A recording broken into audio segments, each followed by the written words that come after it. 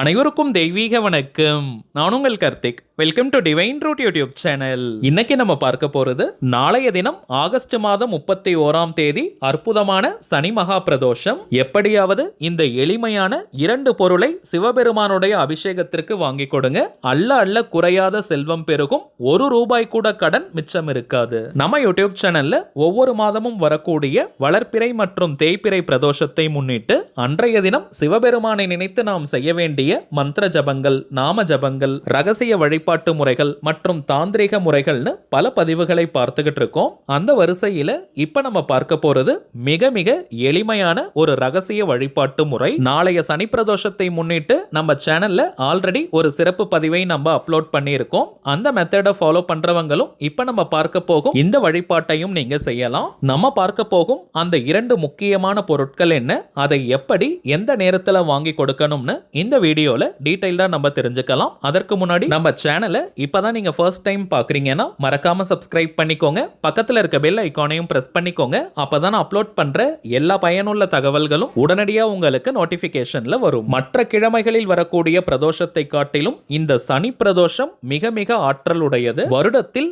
ஒரு சனி பிரதோஷம் அன்று சிவபெருமானை நாம் தரிசனம் செய்தால் வருடம் முழுவதும், அதாவது 365 நாட்களும் சிவபெருமானை தரிசனம் செய்த பலன்கள் நமக்கு கிடைக்கும். அதே போல ஒரு சனி பிரதோஷம் அன்னைக்கு முறைப்படி நாம் விரதம் இருந்தால் அந்த வருடத்தின் அனைத்து பிரதோஷங்களுக்குமே முறைப்படி விரதம் இருந்த பலன்கள் நமக்கு கிடைக்கும். நம்ம சேனலை ரெகுலரா பார்க்கிறவங்களுக்கு தெரியும், எந்த ஒரு ஆன்மீக விசேஷ நாட்களாக இருந்தாலும் அன்றைய தினம் முறைப்படி விரதங்கள், பூஜைகள் இருக்க முடியாதவர்களுக்காக எளிமையான தாந்திரிக முறைகள் மற்றும் ரகசிய வழிபாட்டு முறைகளை நம்ம கொடுத்துக்கிட்டு இருக்கோம். அதன் அடிப்படையில் இப்ப நம்ம பார்க்க போகும் இந்த வழிபாடும் மிக மிக எளிமையானது, உச்சக்கட்ட பலனை நமக்கு கொடுக்கக்கூடியது. இதை தாண்டி நாளைய சனி பிரதோஷம் அன்னைக்கு வாய்ப்பு இருக்கிற எல்லாருமே உங்க வீட்டு பக்கத்துல இருக்கக்கூடிய சிவன் கோவிலுக்கு போய் சிவபெருமானை கட்டாயமாக நீங்க தரிசனம் செஞ்சுட்டு வாங்க. பிரதோஷ நாளில் சிவபெருமானை நாம் தரிசனம் செய்தாலே அனைத்து தெய்வங்களினுடைய அருளும் பூரணமாக நமக்கு கிடைக்கும். இந்த பிரதோஷ காலத்திற்கு அப்படி என்ன மகிமை இருக்குன்னு பார்த்தோம்னா, பார்க்கடலை கடையும் போது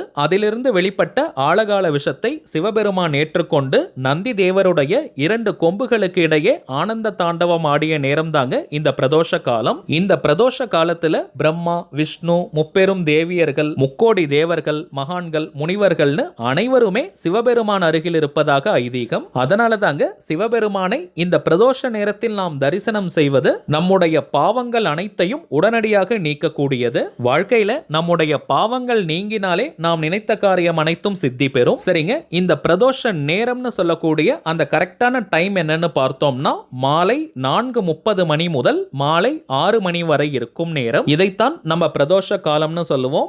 எந்த கிழமை எந்த நாள் பிரதோஷம் வந்தாலுமே மாலை 4:30 மணி முதல் 6 மணி வரை இருக்கும் நேரம் தாங்க பிரதோஷ காலம். இந்த நேரத்துல தான் நிறைய சிவன் கோவில்களில் சிவபெருமானுக்கு அபிஷேகங்கள் நடைபெறும். சிவபெருமானாலே அவர் அபிஷேக பிரியர். பொதுவாகவே நமக்கு வரங்களை வாரி வழங்கக்கூடியவர். குறிப்பாக பிரதோஷம் அன்னைக்கு சிவபெருமானுடைய அபிஷேகத்திற்கு எந்த பொருளை வாங்கி கொடுத்தாலும் அதனுடைய பலன்கள் பல மடங்காக நமக்கு கிடைக்கும். அபிஷேகத்தை தாண்டி நாளைய தினம் சனி பிரதோஷமாக இருப்பதனால சிவன் கோவிலுக்கு போறவங்க உங்களால முடிந்த அளவு நீங்க வில்வ இலைகளை சிவபெருமானுக்கு வாங்கி கொடுங்க. இந்த பிரதோஷ நாள்ல பார்த்தோம்னா நிறைய பேர் வில்வ இலைகளை வாங்கி கொடுக்கறதுனால சில நேரங்கள்ல நம்ம கொடுக்கக்கூடிய வில்வ இலைகளை அர்ச்சகர் கொஞ்சம் வாங்கி தனியா வச்சிருவாரு. சோ வில்வத்தை நீங்க கொடுக்கும் போது அதை சிவபெருமான் மேல நீங்க போட சொல்லணும். சிவலிங்க திருமேனியில அந்த வில்வ இலை படணும். அப்பதாங்க நமக்கு முழுமையான பலன்கள் கிடைக்கும். வயதானவர்கள் மற்றும் சிவன் கோவிலுக்கு போக முடியாத நிலையில இருக்கிறவங்க இந்த பிரதோஷ காலத்துல ஓம் நம சிவாயன்ற இந்த பஞ்சாட்சர மந்திரத்தை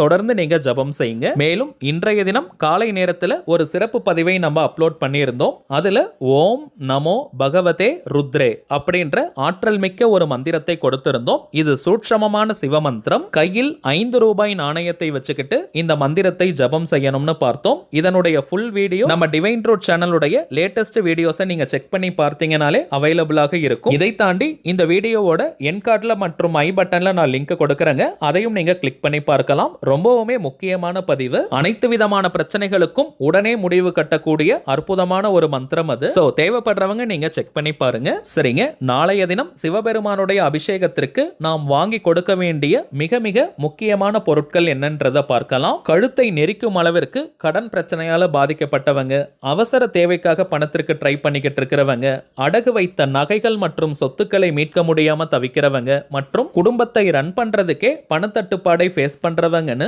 பணம் தொடர்பான பிரச்சனைகள்ல இருக்கிறவங்க இப்ப நம்ம பார்க்க போகும் இந்த 2 பொருட்களை சேர்த்து நீங்க வாங்கி கொடுக்கணும். முதல் பொருள் பஞ்சாமிர்தம். இந்த பஞ்சாமிர்தம் 16 செல்வங்களையும் கவர்ந்திழுக்க கூடியது. சிவபெருமானுக்கு ஈஸ்வரன் ஒரு பெயர் இருக்குங்க.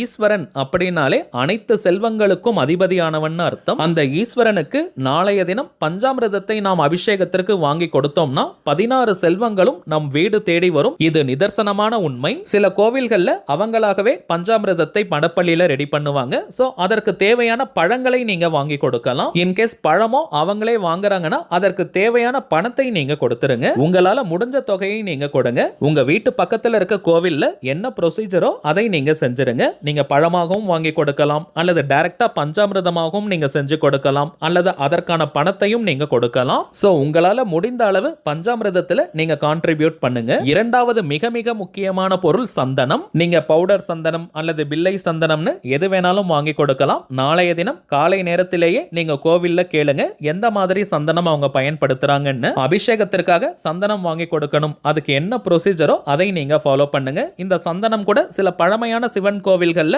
அவங்களாகவே தயார் பண்ணிடுவாங்க. அதாவது சந்தன கட்டைகளை அவங்களே இழைச்சு அந்த சந்தனத்தை தான் அபிஷேகத்திற்கு பயன்படுத்துவாங்க. அப்படி இருந்தால் அதற்கான பணத்தை நீங்க கொடுக்கலாம். அல்லது அபிஷேகத்திற்கு நீங்க சந்தன பவுடர் பில்லைகள் வாங்கி கொடுத்தா அதையும் செய்வாங்கன்னா அதை நீங்க வாங்கி கொடுத்துருங்க. இந்த 2 பொருட்கள் கடனை தீர்க்கும், செல்வ வளத்தை அதிகரிக்கும். பொதுவாகவே இந்த 2 பொருட்களை சிவபெருமானுடைய அபிஷேகத்திற்கு நம்ம வாங்கி கொடுத்தோம்னா நம்முடைய செல்வ வளம் பல மடங்காக பெருகும். அதிலும் நாளைய தினம் சனி பிரதோஷமாக இருப்பதனால இந்த 2 பொருட்களை வாங்கி கொடுப்பது கோடி மடங்கு பலன்களை நமக்கு கொடுக்கும். அடுத்து இன்னொரு மிக மிக முக்கியமான விஷயம், இந்த பொருட்களை வாங்கி கொடுத்துட்டு நீங்க வீட்டுக்கு வந்துடக்கூடாதுங்க. கட்டாயமாக அந்த அபிஷேகத்தை கண்ணார நீங்க பார்க்கணும். அப்பதாங்க முழுமையான பலன்கள் உடனடியாக கிடைக்கும். ஏன்னா சில இடங்கள்ல பார்த்தோம்னா அபிஷேகத்திற்கான பொருளையோ அல்லது பணத்தையோ கொடுத்துட்டு அவங்க வீட்டுக்கு வந்துடுறாங்க. அந்த அபிஷேகத்தை பார்ப்பது கிடையாது. அது முழுமையான பலனை நமக்கு கொடுக்காதுங்க.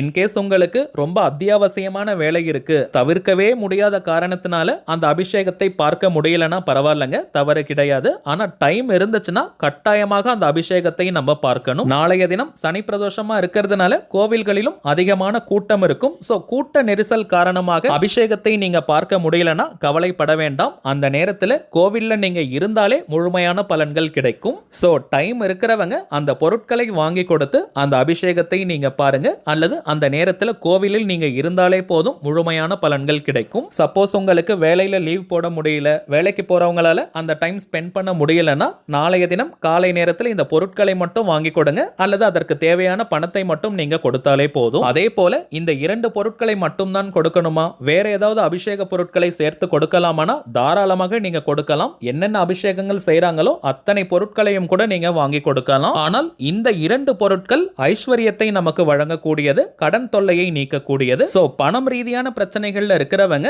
இந்த 2 பொருட்களை கட்டாயமாக வாங்கி கொடுங்க. சரிங்க, அவ்வளவுதான் இந்த பதிவு. நிச்சயமா உங்களுக்கு பயனுள்ளதா இருந்திருக்கும்னு நினைக்கிறேன். மேலும் இந்த வீடியோ உங்களுக்கு பிடிச்சிருந்தா மறக்காம லைக் பண்ணுங்க, நம்ம சேனலையும் சப்ஸ்கிரைப் பண்ணிக்கோங்க. தேவைப்பட்டுச்சுன்னா உங்க ஃப்ரெண்ட்ஸ் அண்ட் ஃபேமிலிக்கும் இந்த வீடியோவை ஷேர் பண்ணுங்க. அடுத்ததா இன்னொரு முக்கியமான தலைப்போட நான் உங்களை சந்திக்கிறேன். இன்றும் அன்புடன் கார்த்திக். நன்றி.